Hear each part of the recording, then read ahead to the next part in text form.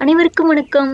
வெளிநாட்டுல இருக்கிற குழந்தைங்களுக்கு புளி, புளியங்காய், புளியம்பழம் அப்டின்னா என்னன்னே தெரியாது. அது எப்படி கிடைக்கும்? எங்கேருந்து கிடைக்கும்? அதோட சுவை என்ன? அப்படின்றது கூட தெரியாம இருப்பாங்க. அவங்களுக்கு நம்ம இது மாரி சொல்லிக் குடுக்கலாமா?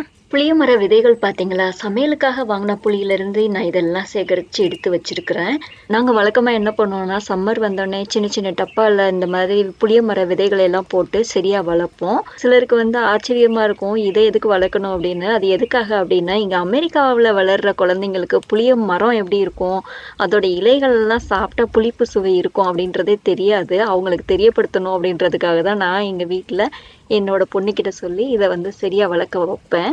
அவங்களே நெறைய ஆர்வமா அந்த புளிய மர செடிகள்லாம் வளர்ப்பாங்க.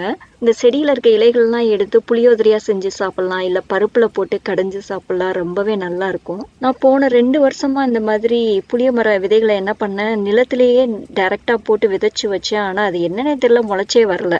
அதனால இந்த வருஷம் மறுபடியும் ஒரு சின்ன டப்பால்ல இந்த விதைகள்லாம் போட்டு வச்சிருக்கேன். முளைச்சு வருதா அப்படின்றத பார்க்கலாம். எங்களோட சேனல்ல பார்த்தீங்கன்னா, என் பொண்ணு இது மாதிரி நெறைய புளிய மர செடிகள்லாம் வளர்த்தது நெறைய வீடியோஸ் இருக்கு. நீங்க போய் செக் பண்ணி பாருங்க.